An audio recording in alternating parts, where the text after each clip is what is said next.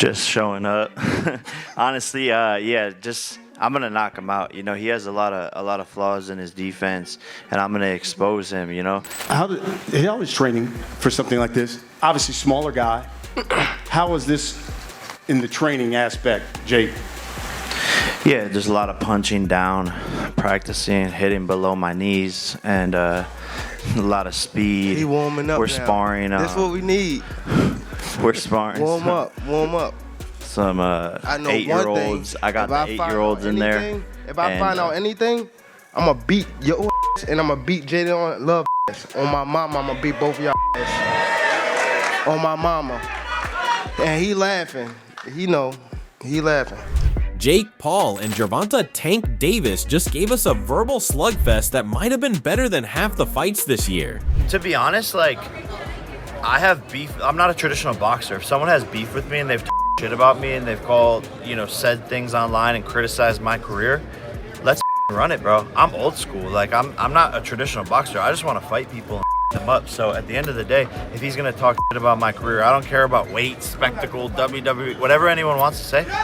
Bro, we're fighting. The tension wasn't just talk, it was ego versus legacy in 4K. Jake came out swinging with words sharper than his overhand right, calling Tank boring, and mocking his legal issues like he's trying to win by psychological TKO before fight night even happens. Anybody that ever rocked a mohawk is a fucking clown. We all know this. Anybody rocked a mohawk, name You them. want to see clowns? You want to see clowns? Gervonta, you're the fucking clown, buddy. You're the fucking clown, Gervonta. Any man who puts his hands on a woman is the clown.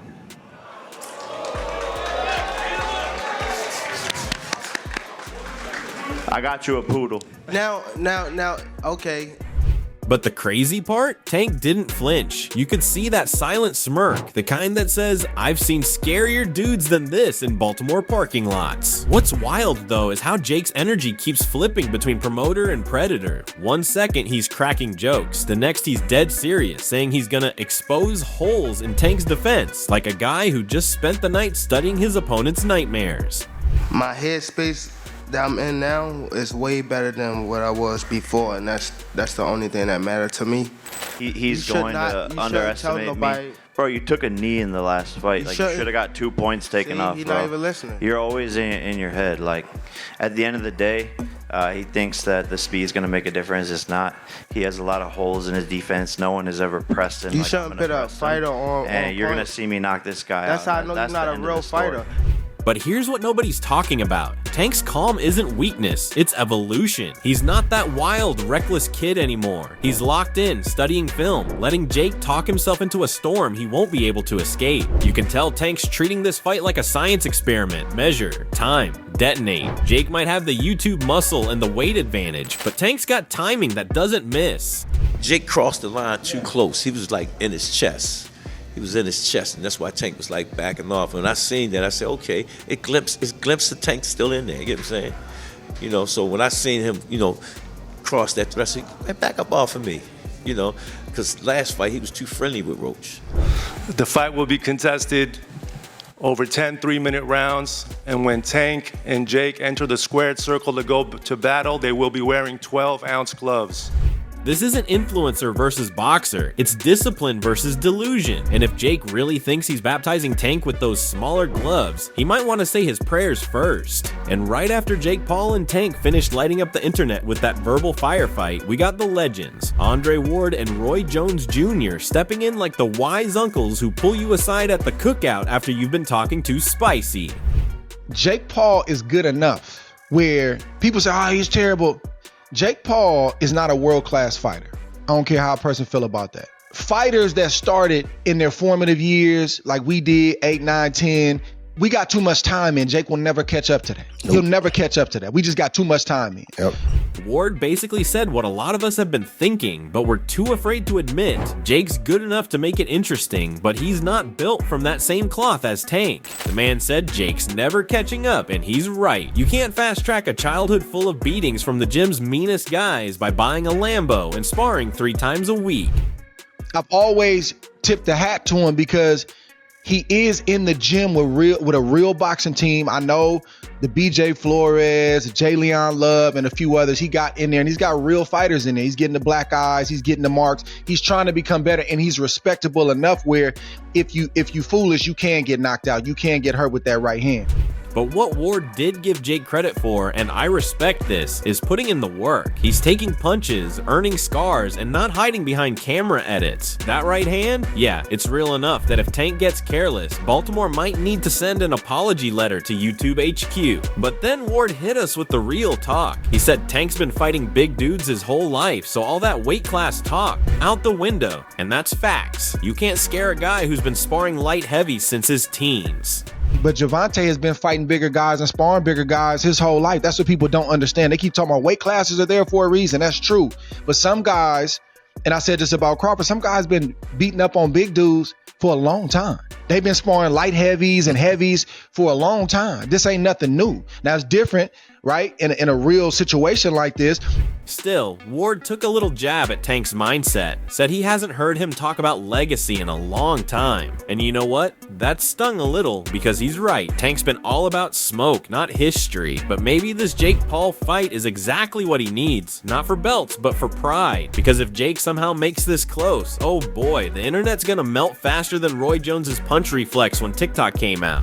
But the influence of Floyd Mayweather, Money Man, not Pretty Boy, but the Money Man, and building your brand and selling tickets and selling pay-per-views and becoming a household name, that's also a legacy. You got the legacy in the ring and you got the legacy in terms of how you sold. I believe Gervonta Davis is more focused on selling tickets and making money and securing his future for himself and his family. He said it out of his own mouth. I ain't got nothing else to prove. This isn't just a fight anymore. It's boxing's reputation on the line. And I don't know about you, but I'm watching this like my Wi-Fi bill depends on it. Here's my hot take. I think this fight is equal parts math and mayhem. If Jake can turn his size into a choking, technical strangle, jab, lateral movement, punish the inside when Tank lunges, he can absolutely make this a long night where his advantages matter. But if you're betting on textbook boxing, bet on Tank. His timing and one-punch violent precision are the kind of things that erase size advantages if he closes distance and makes Jake pay for mistakes. You want a Tank and Jake type fight?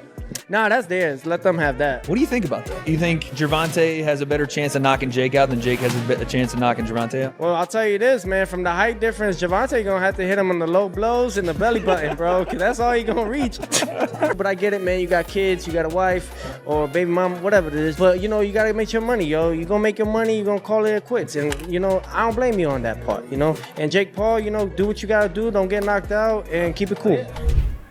I honestly love that this isn't a snooze fest prediction either way. It's a true coin flip with huge upside for drama. So my advice to you, bring popcorn, not faith. Expect a tactical opening, a wild middle, and a finish that could go either way. I give the slight edge to Tank on pure ring craft, but Jake's power plus size make him the ultimate spoiler, which is why we can't stop watching. Following what Andre Ward and Roy Jones Jr. laid down, respect the craft, respect the legacy. Now we pivot straight into the Paulie Malignaggi, Chris Algieri zone, and oh boy, the tone changes from textbook to tabloid. I'm with Ward when he says this smells like manufactured theater, and Paulie doubles down. This is a payday dressed up as a showdown.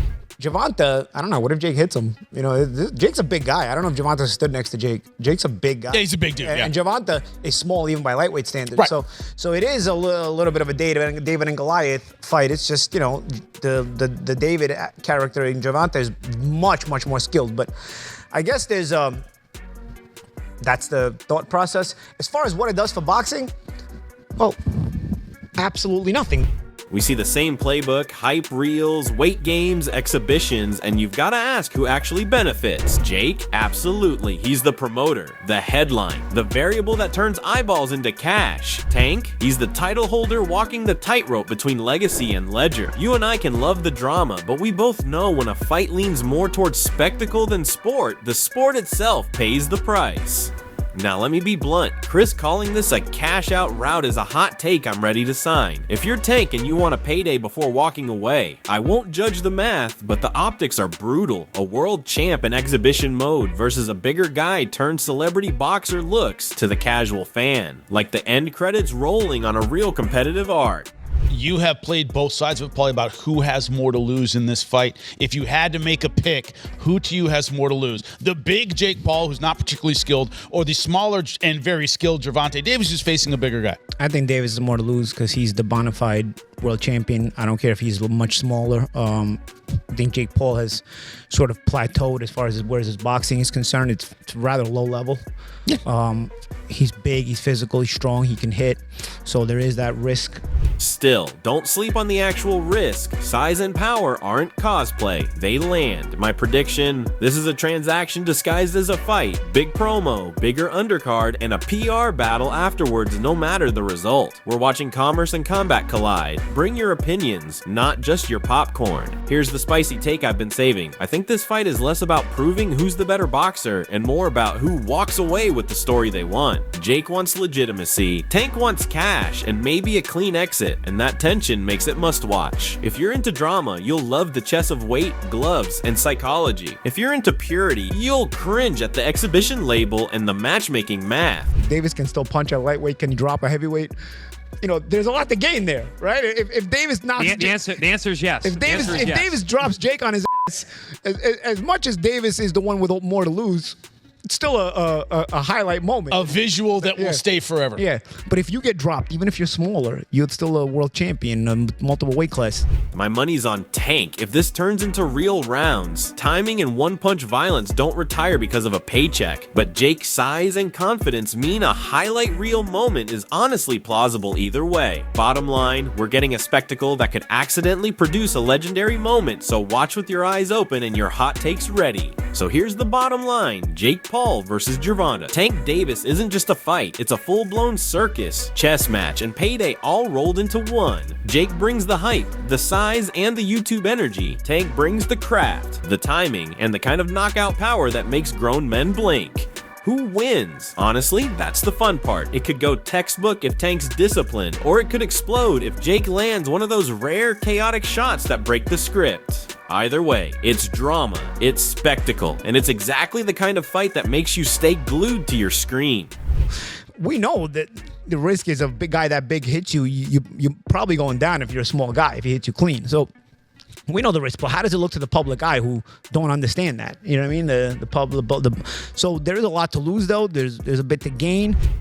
Drop your thoughts and comments. Who's walking out with bragging rights? Is this legacy versus cash grab, or are we witnessing an actual upset in the making? And yo, don't forget to like, share, and subscribe to Boxing Headquarters. We'll be back with the breakdowns, reactions, and hot takes you won't see anywhere else. See you in the next one.